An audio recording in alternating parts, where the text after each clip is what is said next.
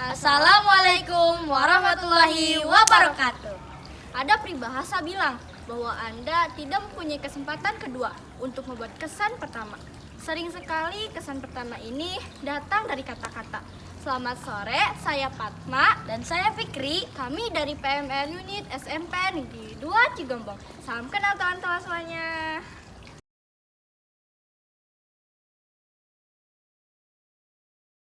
Di sini kami akan menjelaskan materi PNS yang bertemakan kenakalan remaja yang berjudul Pemuda Sejati Taati Aturan. Sebelumnya kalian tahu gak sih apa itu kenakalan remaja? Apa tuh?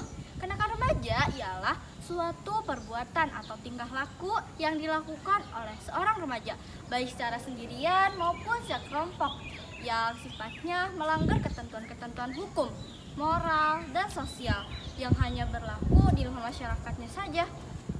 Kenakalan remaja ialah suatu perilaku menyimpang atau melanggar hukum. Ciri-ciri dari kenakalan remaja itu ada 4. Yang pertama, dalam pengertian kenakalan harus terlibat adanya suatu perbuatan atau tingkah laku moral. Yang kedua, kenakalan remaja memiliki tujuan yang asosial, yakni berupa perbuatan atau tingkah laku. Yang ketiga, kenakalan remaja diikuti oleh remaja-remaja yang berusia 13-17 tahun. Yang keempat, kenakalan remaja bisa diikuti oleh seseorang remaja saja, tapi bisa juga diikuti oleh suatu kelompok remaja.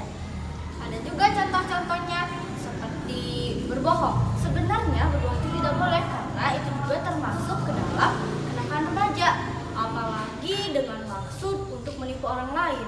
Contoh selanjutnya ada begadang. Orang yang begadang akan mengurangi waktu tidurnya, mengurangi selama 6 jam, apalagi sampai tidak tidur sama sekali. Contoh selanjutnya ada berkelahi dengan teman. Berkelahi dengan teman bisa mengakibatkan terpecah belahnya suatu hubungan, apalagi berkelahi antar sekolah yang dilakukan secara berkelompok. Ada kelompok yang menjadi pelaku, ada juga kelompok menjadi korban. Kenakalan remaja dapat disebabkan oleh faktor remaja itu sendiri maupun faktor dari luar.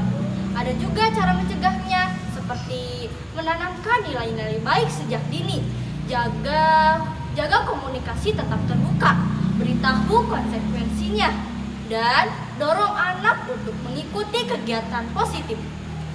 Ini adalah cara menanganinya. Yang pertama, kendalikan sejak awal. Berikan contoh yang baik, jadi guru yang baik. Ada juga jenis-jenis gangguan mental seperti gangguan emosi.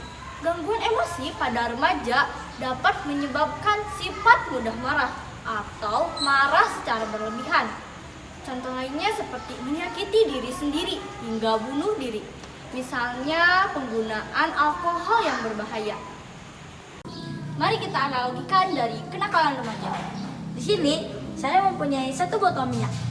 Dan saya mempunyai 1 gelas air minum. Jadi caranya, kita harus mencampurkan minyak ini ke dalam air. Bisa kita lihat air dan minyak ini tidak menyatu. Dapat disimpulkan kita harus menjadi minyak di antara air. Artinya kita harus memegang teguh keyakinan kita agar tidak terpengaruhi oleh keyakinan orang lain. Jika orang tersebut tidak mempunyai keyakinan yang kuat, sama halnya seperti minyak dan air ini ditambah oleh sabun.